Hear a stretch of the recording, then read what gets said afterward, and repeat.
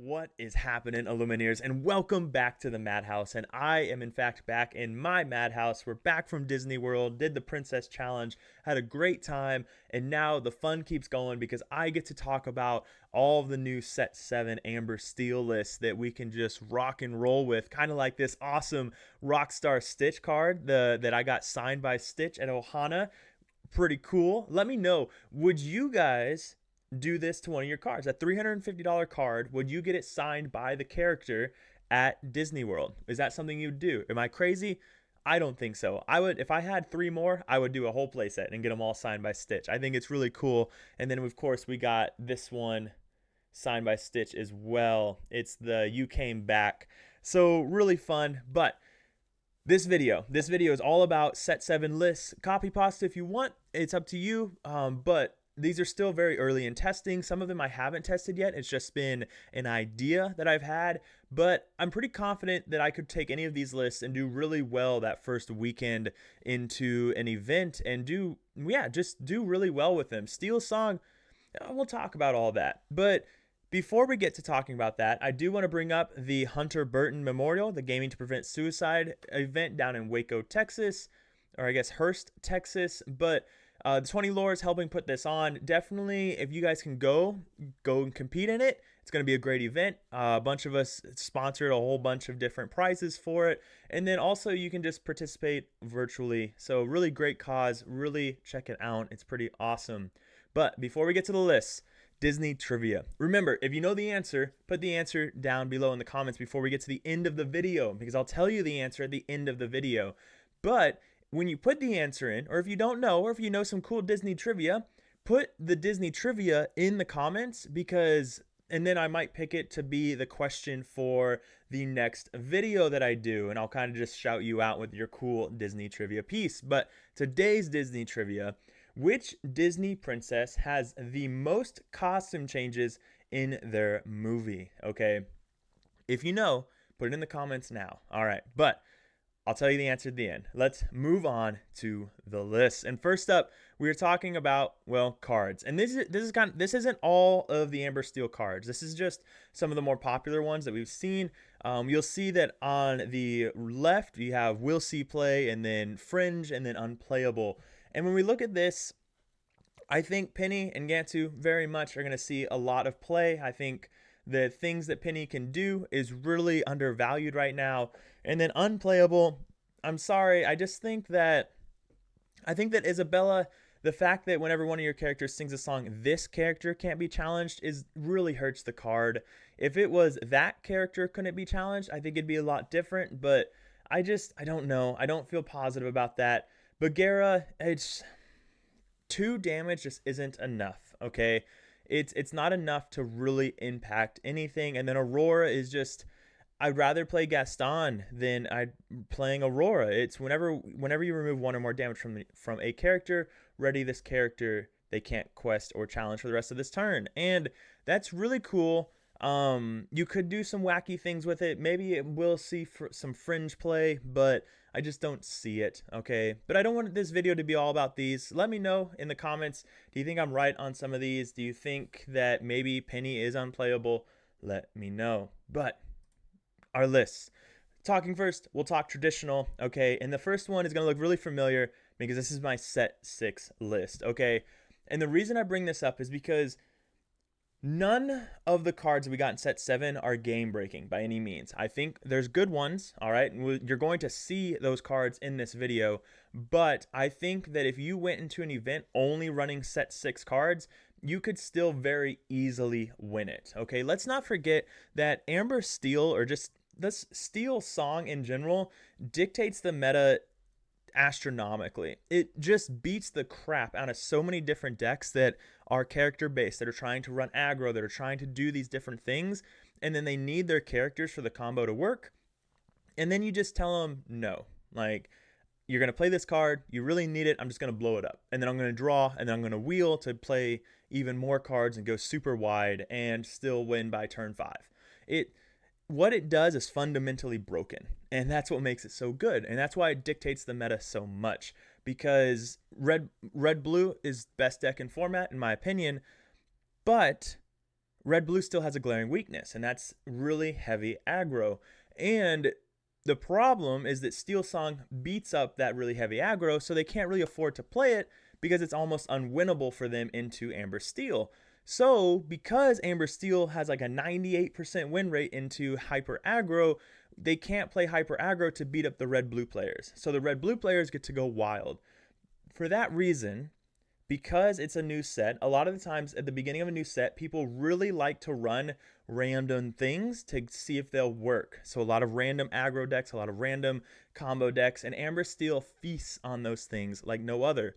Then your other decks like Red Blue and Blue Steel, that are combo decks, that are ramp decks, they're control decks. They take more time to get going.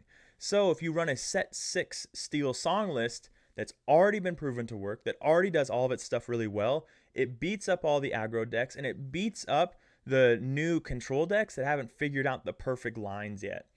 I think you could run this, do really, really well. Okay, if you ran SteelSong last set, or set 6, you could run your SteelSong list in set 6 as well. If you wanted to run this, maybe you go 3 Gastons over the 1 Prince Naveen. That's an option. I really like Naveen though because it stops coil, so that is something to keep in mind as well. But if you really wanted to run something else, you could also run Freddy's list from the Southside Gaming 10K. That list is really good. It just goes super wide really fast, but still has some of the SteelSong control things like Ursula and Zeus. So moving on though, let's talk about some of the set 7 stuff. And this is my set 7 traditional SteelSong list. And this is going to look really familiar because it's really close to what Freddy ran for the Southside Gaming 10K. And I think it's on the right track. It's a little bit less aggro. It has 1 less daisy in it, but I really like the direction. It is a little bit higher on uninkables, so that is something to keep in mind. But if you wanted to lower those uninkables, you could drop the Gantus and go a different direction. You could add in the Lawrences. You'll notice that this list has no Lawrences. So one thing about Freddy's list is it had 62 cards. That's how it fit in all the different pieces. This is only running 60 because I don't like running more than 60 cards. It gives me, heart palpitations. But this is something that I would be really happy to run. I really like the Big Cinderellas because of how popular Blue Steel is at the moment. And Big Cinderella is the only way that you're able to beat Blue Steel if they get down an early, like if they wipe your board and control your board and then go aerial and dime, Big Cinderella is your only shot at removing the aerial because she can challenge those ready warded characters. Something to keep in mind. The rest of this, though, is just aggro. You're just trying to spam down these daisies, these piglets, Smees, and just get your Gaston down, your shift package down to sing Whole New World, and just continue to do it. Now, Gantu in here. One of the things that I like there's a lot that I like about Gantu. I hate that he's uninkable, but there's got to be some give. I also hate that he only quests for 1. With that being said, they can't sing, so he's really, really good into the mirror. That is really impactful. And then they have to pay 2 more for actions and items. So when you're on the play, this is just really impactful. If you play, how many times you played the new Red Blue Burn deck, and the only thing they did that turn was a Visions and a Develop and all these things to dig. Well, Gantu, they just can't now. Maybe they can play 1 Visions. They can play 2 Develops, things like that. So Gantu is something that I really want to try more of. I'm fine with going higher uninkables. It's not like I really enjoyed lower uninkable counts, but I'm used to playing higher uninkable counts because of flutes back in the day. So this is it's a heavy aggro list with the Daisy Ducks and the Piglets that you can really just beat people up with. And then you have the good wheel options here with the Gastons, the aerials to dig, the shift package, and then Cinderella to hit those aerials and, well, whatever else you want. I would like to see more songs to make aerial more impactful. I think there could be an argument where maybe you cut one of the aerials with only 16 songs, but maybe it's not so bad. I ran a lot of last set with only 16 songs, and you just have to get comfortable knowing that your aerials are going to miss a lot of the time. But yeah, the list doesn't feel bad. The list feels pretty good. I like the way it looks, and I think if I was to experiment with anything,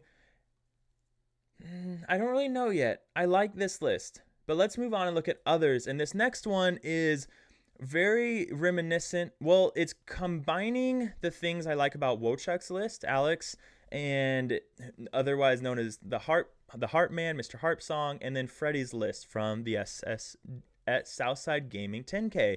And what you're doing is you still have this really heavy aggro line, and then you're trying to play wheel and then play these Neverlands. Because now, when red blue wipes your board, they can't just willy nilly clear, like wipe your board and clear Neverland in the same turn. So if you play this really wide board that they have to respond to, and then you play a wheel, now you can play your Neverlands, and like that's tough because now if they do play a big Sisu and then you respond by playing out a Daisy, a Piglet, and a Neverland, like what are they going to do, right? They could be prep, okay, that's fine.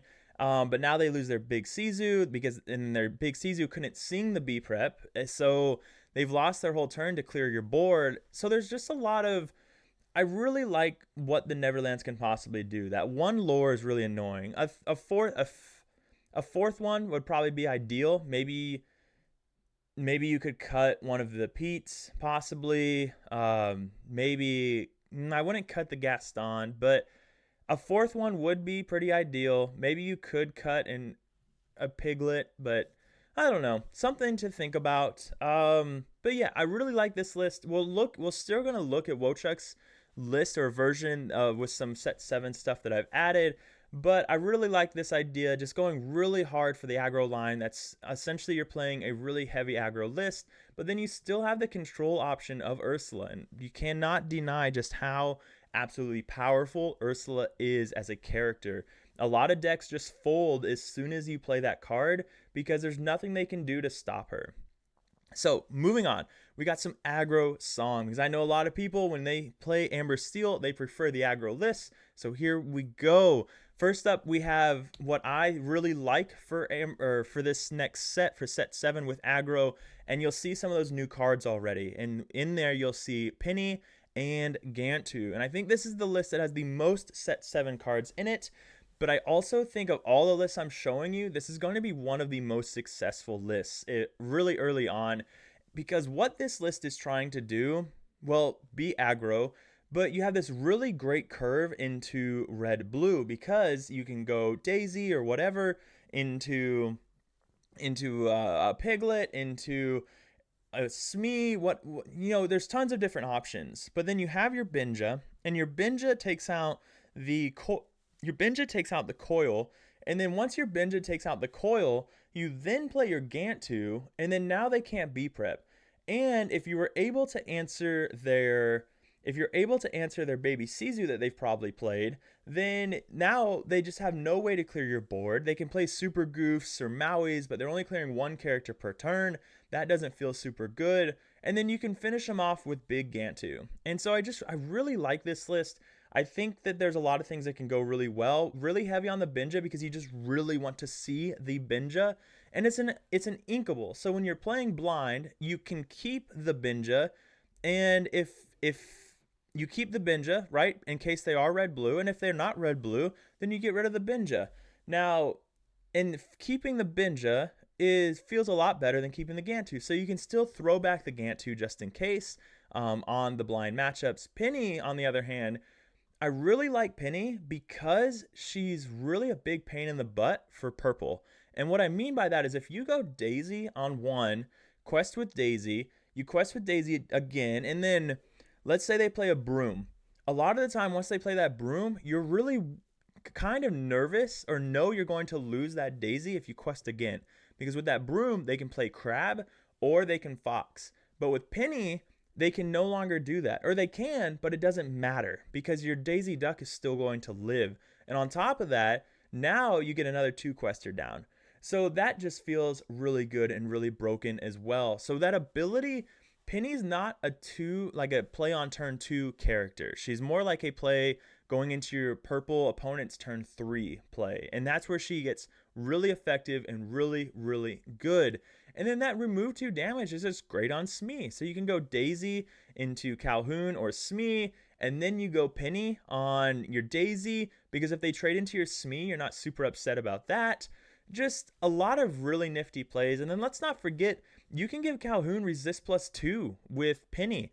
That is really effective because now you can trade into your opponent's Calhoun, you can trade into opponent's Smees, whatever you want, and that is really good too. Also, there's only 15 uninkables. So I really like what this list looks like. I really am leaning towards it. We're seeing a lot of red-blue item decks pop up, so this gets even better. And like I said, I think this will be one of the better lists on this video itself. But next up, we do have some Diggy Diggy Mine, and this is DeCandio's, Diggy Diggy Hole from Diggy Diggy Mine, Diggy Diggy Hole from last set with what I think would be good into this set. And we've got the pennies in here for a lot of the same reasons. You play penny to keep your Daisy alive, keep your Calhoun trades alive. And then I opted to add in also the Gantus. And the Gantus for the same thing. You're just stopping that red-blue stuff. Now, Gantu does get a lot weaker if you don't have Binja. So that is something to keep in mind. Maybe you cut the John Silvers to play Binja so you can still go Binja into Gantu. And that might be the better line. If you go that route, though, you do lose your ability to stop the Maui Half Sharks. But here's the thing. If you go that route, like let's say you go the route of going Binja into Gantu and you cut the John Silvers. If they haven't played Pirate's Life, if they don't have Pirate's Life, John Silver's not doing a whole lot for you. You're using your turn 3, turn 4 to play a card that quests for 1. And to stop a Maui Half Shark from challenging when maybe you don't really care that they challenge, right? Now, if they do get to challenge something with the Maui Half Shark and then bring back the Pirate's Life, then yes, you're going to get punished because they could have it in their hand. They hard cast Pirate's Life, then they challenge something with Maui Half Shark, then they bring back the Pirate's Life. That feels really bad. But it's just a question of if they have it. And maybe Binja is better because then you stop the coil from blowing up characters, all of that craziness. So there is an argument to do that. Another thing you could do is go the route that DeCandio went at Continentals, where he ran Simbas. So you could cut one Happy, and you could cut one John Silver, and you could play 2 Simbas. And the advantage of that is just digging for the cards you really want. And that feels really good. Maybe you don't need something that you kept. You discard it to dig for what you want. You still have a character that's quests for 1. That feels really good. So a lot of different options there. I think Diggy Diggy Hole is set up to be really, really good this set. You could cut the Gantus to go down to 15 Uninkables. That could be really good. But I think Diggy Diggy Hole is in a really good position because we're seeing the Sisu on Ice come back really hard because of Coil. And Diggy Diggy Hole does a good job of playing aggro and being able to control that baby Sisu so they can't shift the big Sisu. And then you just play Pete's to stop the B preps on turn, when they can play B prep. So really extremely viable. You could easily just play DeCandio's list from set 6 and just do really, really well. But this is just trying to put some set 7 cards in there that I think are going to be good. I really, really like Penny in aggro. I think I liked her and then I hated her. And then now I'm back on the hype train of thinking that she has some really good opportunities.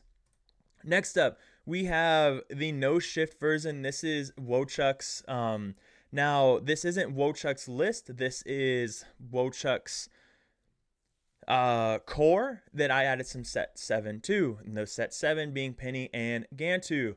Again, Penny just helps keep Daisy Duck alive. Gantu in here just stopping B preps and things like that.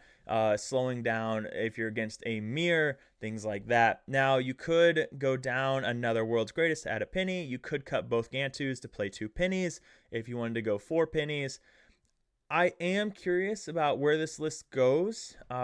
If they play Coil, you lose the most powerful thing about this list being Gaston on 3, Ariel on 4 to dig for Whole New World. And if they do play Coil on turn 2 and then Baby Sisu on turn 3 and cut your Gaston, I guess that's not so bad because you still have Ariel. So I still think this list is actually in a really good place because if they blow up Gaston, they still have to deal with Ariel singing Whole New World. Never mind. It's okay. So this list, it's just you're always keeping wheel in your opening hand. Always. I think Wochuk. I think even against green, he will always keep Whole New World in his opening hand. And because he's just going all in, he's saying, I'm going to flood the board. I'm going to play Whole New World. I'm going to flood the board again. You will clear my board or you will lose. And that's where it goes. And it generally works really well for him. So over here, keep wheel, flood the board, play wheel, repeat 2 and 3. So again, just doing the Neverlands. So now your opponent, if they do clear the board, now they also have to worry about clearing the Neverlands, which is really difficult to do. Even though it's 4 health, it's difficult to remove the Neverlands and clear the board at the same time. Moving on, we have what I've labeled as off meta, but strong, and I think very strong. And that first one is Pridelands Stitch. And I got the core of this from DeCandio, of course. We're going to miss you, man. Now, I've always loved Rockstar Stitch. I think Rockstar Stitch is a phenomenally awesome deck. I think it's really cool to just flood the board with like 15 cards. And not much has changed from DeCandio's. I did cut the Big Simbas. I never really cared for Big Simba in that list. It was just another nice shift card that you could do and do some really cute things.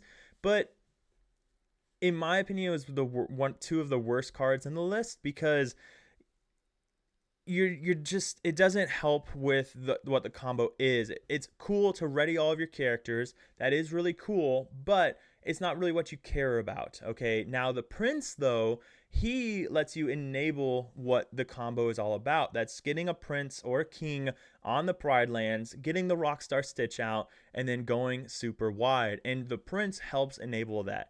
Now, with that being said, it's also a 0-5, which is really sexy. I love a big bodyguard like that. So I've cut one of the Simbas, and I've cut 2 of the big Simbas and 1 of the bodyguard Simba to add in the 2 of the Prince and 1 of the Minnie Mouse. The smarter move would be to cut the Minnie Mouse, throw in the 4th Simba, and then now you're down to 17 on Inkables and a whole lot. You got 4, 8, 9, 10 cards that enable the Pride Lands trigger. That would be the smarter move. But I really want to try and get a Mickey Mouse OTK because now you can get Minnie Mouse OTK. You can get Minnie Mouse down, then flood the board, and then blow them up with a Minnie Mouse, and that's pretty cool. So I think this list is really good. If you guys watched DeCandio's kind of breakdown of it from the NA Continentals in the Revival match, he decimated Red Blue in the Revivals match. He beat DKP like 5 times. Across like 5 different games with his Stitch list. Now, I don't know if DKP was on his burn list at the time, but he was still playing Red Blue. So this list just does really good against Red Blue because you go so wide while refilling your hand. And then when they board wipe you, you just go so wide again. And that's really difficult. And then you play a Pete or whatever you want to do. There's also a world where you could add, I think it's Ling, the character that gives all heroes +1 attack. You could add that in here because most of your list is heroes. The only problem is that all of your heroes in here are 1/2s mostly. So Ling doesn't do a whole lot actually. So I wouldn't recommend that route. It doesn't do any good to give Daisy +1 because she still just gets wiped by Big Sizu. So never mind. Don't add Ling. If you were to play this and want to play it a little bit more competitively, I'd cut the Minnie Mouse to add in a 4th Simba, I think. But other than that, I really like this list. I think you can do really, really well with this list. The big thing you'd have to worry about is blue steel if you do play into a Tinkerbell Grab Your Swords. That is going to be really difficult. Yeah, because look, a lot of these characters only have 2 health, and that's gonna be rough. So something to consider if you see blue steel really pop off, this might not be the list to go. If your red-blue opponents start playing a lot of Medusas, might not be the list to go. But I really like it. It's really strong, and I definitely, if you've never played it, give it a try. Next up is a Lantern list, and we're rocking 18 on Inkables right now, but 3 of those Uninkables are Lanterns. And I like to think that Lanterns, where they are uninkable, they help you kind of ignore the uninkable thing because they're helping you cheat out things. One of the things that makes SteelSong so strong is you're cheating out damage, and Lantern is just more cheating. You play this on turn 2, you can play, all kinds of crazy stuff. On turn 3, you could Lantern out Gantu, so now blue steel can't even play Quill, right? Like that's pretty popular. That's pretty strong. Your opponent can't play Coil if they were trying to do that on turn 3 after ramping on turn 2. Like, there's just a lot of things this can do. And then Lantern just enables so much, so many different crazy plays. Like, sometimes Lantern on 2 isn't the play. Sometimes Lantern on turn 3, so you can play an aerial that only costs turn 2, and then you can play a 1-drop as well. And so that is a really good play. There's just so many things. And let's not forget, you could do Lantern to get a big Cinderella down on turn 4 and quest for 3.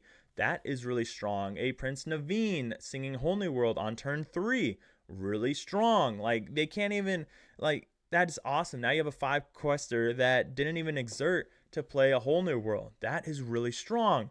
So, like, it's crazy. It's crazy some of the combos and the lines that this list can do. You just have to be comfortable running 18 Uninkables. And you could run less. You don't have to run Gantu. But I really like this list because of Gantu and Lantern. I think that's such a powerful play. I really like that play. So just something to try. You could also run pennies in here instead of Lilo. The core of this came from DeCandio's Lantern list. What can I say? DeCandio's really good at what he does. So don't break. If the wheel ain't broke, don't fix it, right? Now, so you could run pennies here instead of Lilo, but I just really like Lilo because, I've always been a Lilo fanboy. The ability to just continually play this card, this annoying 2-quester that you have to deal with, is really tedious for your opponent. So something else to try if you really wanted to, though, is running the pennies over the Lilos, and the pennies just helping protect stuff, keeping your Smee alive, things like that. One thing about Gantu is remember that Gantu's a captain. So now your Smee is protected by Gantu. So that's really cool as well. So another list, really like this one. I think it is another one to actually give a try and put some reps into. And I don't think you're going to be disappointed if you do.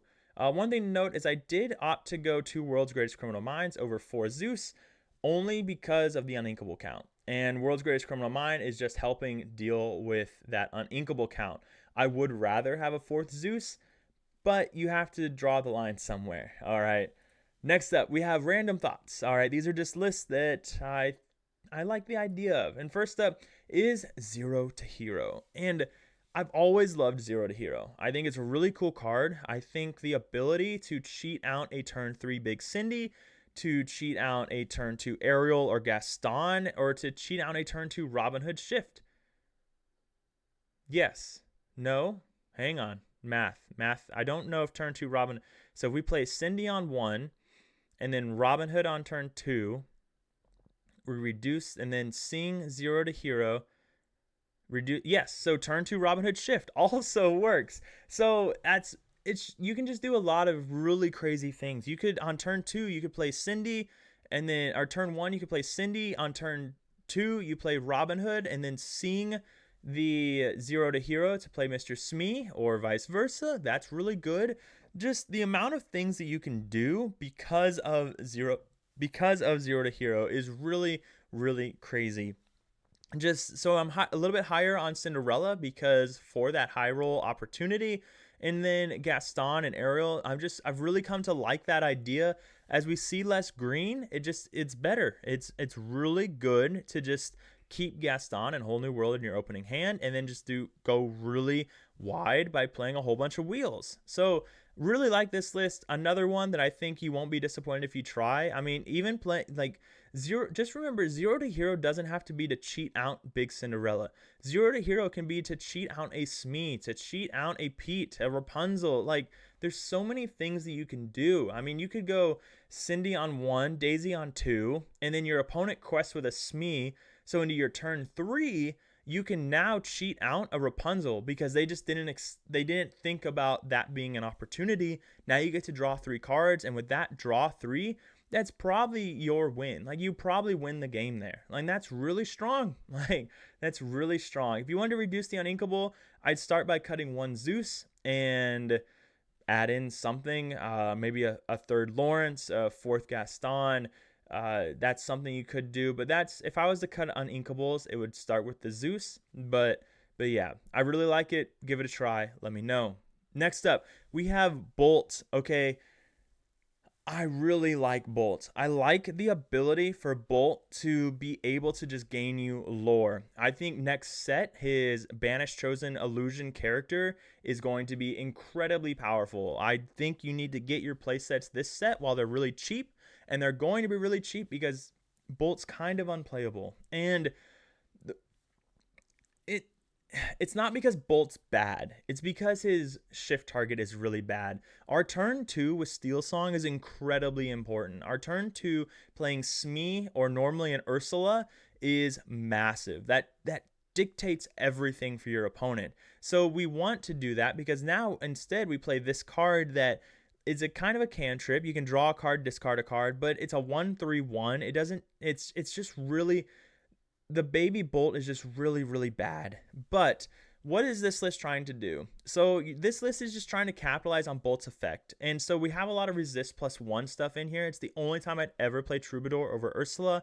Ursula is just better in every single way. But we just have a lot of resist. So resist in Troubadour, resist in Mickey Mouse. We have resist with Penny that can help for the Smee. There's just a lot of things you can do, and then try and get Bolt to just gain you that lore. And you have Try Everything, which removes damage and readies a character. So you could quest with Bolt and then use Troubadour to sing Try Everything. So if you have a bunch of characters down, you gain a bunch of lore. Now, other things you might want to try is more Bodyguard, because if you have Bodyguard characters, they could protect Bolt. So maybe there's a world where you cut some things and maybe you just go all in on Bolt, and maybe that's the play. Maybe the play is go all in on Bolt. You go more of an aggro route with more Bodyguard. Maybe you cut some of the, cut the Zeuses, maybe throw in 4 Bodyguard characters. But Sven could also work really well in this list. So there's Bolt, I think it really needs to be explored. Its ability to cheat out a bunch of lore really early is really strong, and I think there's opportunity there. It just needs to be explored, and I haven't had time to explore it yet. I do not think this is the optimal way to build it now that I think about it. I think adding in Bodyguard is probably more optimal. This is more of a traditional SteelSong list that just kind of threw in Bolt and some resist characters. But I do really like the idea of throwing in Bodyguard characters. It's just how to do it. So let me know if you guys have some really cool Bolt lists that you want to share, and I'd love to see them. Next up, though, well, that's it. That's all I have. Next up, these are the lists that I think are primed to do really, really well. This is the Aggro song list that I listed earlier, not the Diggy Hole version. I've never been a big mine enthusiast, but I do think it's going to be really good. And I think you could play either version and you'll do very, very well. Both versions just have what they're doing differently, and they're both very good at what they do. I really like this Binja into Gantu. Think about it. If you go Binja to remove Red Blue's coil, and then you go Gantu, and then you go Big Gantu, what's your opponent going to do? At that point, really, what does a Red Blue player do at that point? If that's your line, you have a guy that quests for 2, a guy that quests for 1, and a guy that quests for 4. Never mind the fact that you probably played Daisy and Piglet or Daisy and Smee. What do they do? Your turn 6, you quest for 4, 5, 6, 7. That's pretty strong. That is the only chance Red Blue has is if they're able to shift Big Sizu, and you didn't see these 2 cards to take those out. So really good. I think it's really strong. I'm always most excited about traditional SteelSong. I'm a believer. I think traditional SteelSong is still going to be fine because what traditional SteelSong does is so freaking strong. It's so incredibly strong. It's so broken, and Yeah, it's just awesome. Whole New World is great at drawing cards. Shift is amazing at stopping aggro. Big Cindy stops Big Ariel. Like, there's so much that this list can possibly do. And I like even just a set 6 list. And then finally, the pridelands version I think is just really neat. I've always liked it. Now I can run my signed Stitch card that I think is really cool. So yeah, just lots of options. All right, I forgot the Disney trivia piece. All right, if you guys put it in the comments, awesome. What princess has the most costume changes in their movie? Ladies and gentlemen, the answer is Tiana, okay? Tiana has the most costume changes in her movie at this time. If you don't believe me, go watch the movie Princess and the Frog. With that being said, I hope you guys enjoyed the video. I hope that you got some ideas. Let me know, join the Discord, whatever. Let me know in the comments, share your links, what's worked really well for you in testing so far. And if you haven't gotten to test, what's worked really well for you, like idea-wise. You remember you can test on Tabletop Simulator. You can also test on ink tables. But ladies and gentlemen, that's all I have. I hope you enjoyed the list. Make sure you check out the giveaway video. Today's the last day to join it. With that being said, remember, the most important part of anything, always stay happy and healthy. Until next time.